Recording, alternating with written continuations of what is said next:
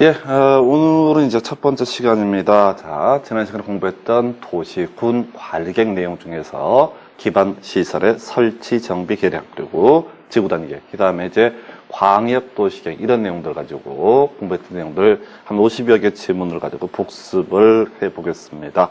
자, 일단은 1번, 자, 도시군계획 시설이란 기반 시설 중 도시군 기본계획으로 결정된 시설을 말한 데서 틀렸죠. 그래서 오늘 문제는 제가 하다 보니까 다 틀리게 한번 구성을 해봤어요. 그래서 일단 기반 시설이라고 하는 거 도시군 관리계획의 일종입니다. 따라서 입안에서 결정하는 과정을 거쳐야 되고 이 과정을 우리가 도시군 관리계획 입안 결정이라 부릅니다. 그래서 이 결정 있게 되면요, 이에 따라 봐서 새로운 용어 바로 도시, 군 계획 시설이라고 하는 거, 기반 시설 가운데서 관리계획으로 결정된 시설에서, 그래서 기본 계획이 아니라 관리계획 이렇게 고쳐주셔야겠죠. 그래서 요즘에 유행이 용도 지역도 기본 계획으로 결정한다. 용도 지구나 구역도 기본 계획으로 결정한다. 이런 식으로 틀리게 구성해 왔던 바가 있습니다. 그래서 1번 틀렸고요. 2번, 기반 시설이란 도시군 계획 시설 중에서 관리계획으로 결정된 시설 틀렸죠. 자, 기반 시설 중에서 관리계획 이렇게 가야 되겠습니다. 그래서 요건 이제 순서를 도시군 계획 시설과 기반 시설 바꿔서 살펴봤어요. 그래서 요거 이제 설명을 이렇게 했었죠. 보통 도로, 학교, 공원 요걸 이제 기반 시설이라 부르고요.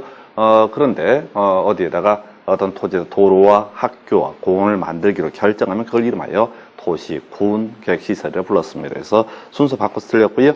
세 번째, 도시, 군, 계획시설 사업이라면 기반 시설을 설치, 정비, 개량. 틀렸죠? 도시, 군, 계획시설을 설치, 정비, 개량하는 사업 이렇게 가야 되겠습니다. 자, 도시군 계획시설 사업 관련해서 주된 출제 포인트, 바로 시행자 지정 등에 관한 부분이 하나의 논의의 쟁점이었습니다. 자, 도로학교 공원을 만들기로 결정고시를 했습니다. 예, 그러면 시행자, 행정청, 비행정청 두 가지 경우 있었고요. 시행자가 실시계획 작성해서 인가, 고시 등의 과정 거쳐야 합니다. 그래서 실시계획 인가, 고시가 있으면 이때부터 공사 착수, 사업 착수 가능합니다.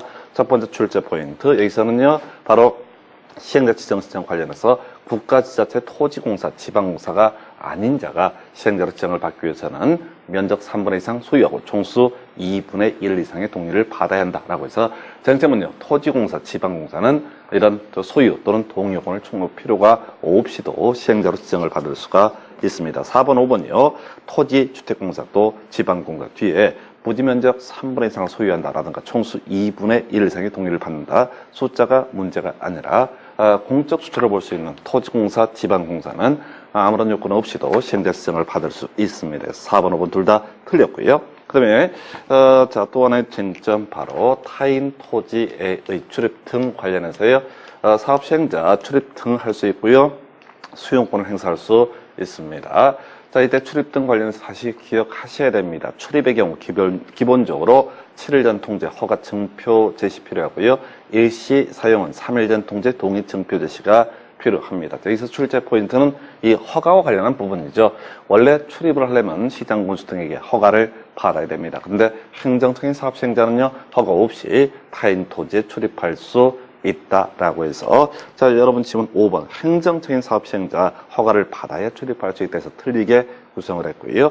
또 하나 수용에서 쟁점, 자, 사업 인정 및 고시가 있는 것으로 온다라는 표현 앞에는 실시 계획의 고시라는 표현이 들어가 있을 때만 옳은 표현입니다. 그런데 거기 이제 9번 지문에 요거 지금 하나 빠져있네. 그래서 7번 지문이네요. 사업 인정 및 고시가 있는 것으로 온다라는 표현 앞에 도시군계획 시설 결정의 고시라고 해서 틀린 표현 되겠습니다. 그래서 실시 계획의 고시 이렇게 가야겠고요.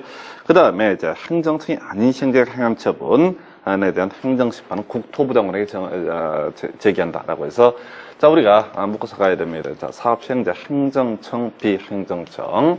자, 두 가지 경우 있을 수 있는데, 자, 앞에서 이렇게 설명드렸었죠. 출입 등도 할 수 있고 수용권도 행사를 할 수가 있습니다. 예, 이런 과정에서 어떤 분쟁이 발생합니다. 예, 이때 행정심판, 보통 직근 상급 행정기관, 즉 시장 군수가 처분했으면 도지사에게 바로 행정심판을 제기한다. 이런 구조가 돼야 되는데, 행정청이 아닌 시행자의 경우에는 직근 상급 행정기관이 따로 없고요. 바로 이 사람을 사업 시행자로 지정한 자에게 행정심판을 제기할 수 있다 해서 제기한다 해서 8번 국토부 장관이 아니라 지정한 자 이렇게 되어야 되겠습니다. 물론 여기서 지문 구성할 때는요 지방 공사인 시행자가 토지주택 공사인 시행자가 이렇게 예시지문 깔아놓을 수 있습니다. 그래서 어느 쪽이 됐든 행정심판은 누구한테 지정한 자 이렇게 기억을 하셔야겠고요.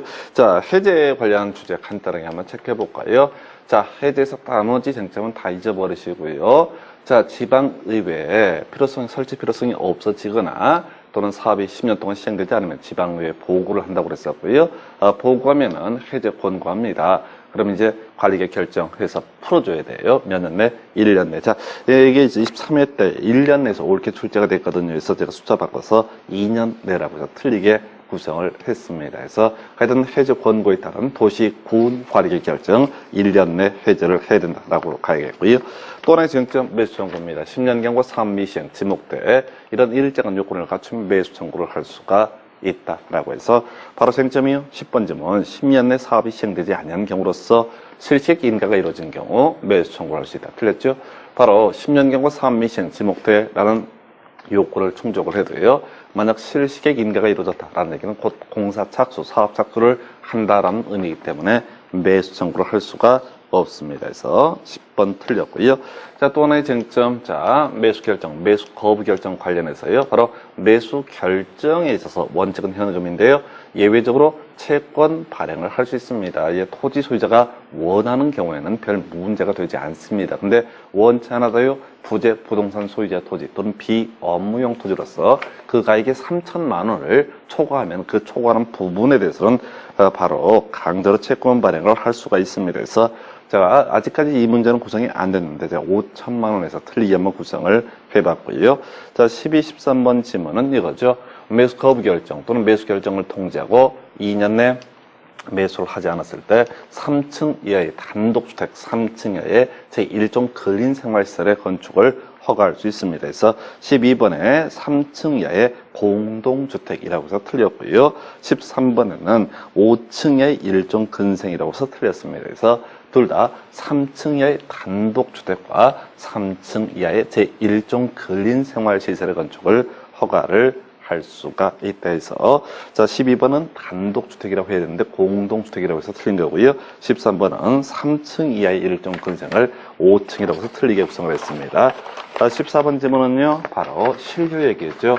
요거 지문 좀 길어서 요즘에 잘 출제가 안 되고 있는데 도시군객시설 결정의 고시일로부터 20년 내 사업이 시행되지 않으면요 20년이 된 날에 다음 날 효력을 잃는다 해서 14번 지문은 다음 날에 빠져서 틀린 지문이 되겠습니다. 자, 이게 이제 기반시설에 관한 주제고요. 그 다음에 지구 단위 계획이라는 주제라고 검토해 봅니다. 그래서 일단 지구 단위 계획구역, 지구 단위 계획은 기본격으로 결정은 틀렸죠. 지구 단위 계획구역, 지구 단위 계획 다 관리 계획, 이반 결정 과정을 통해서 결정합니다. 그래서 하여튼 뭐 용도 지역이나 지구 이런 것과는 다르게 지구 단위 요 계획, 요 파트에서는 2번 이반 결정 과정을 하게 됩니다.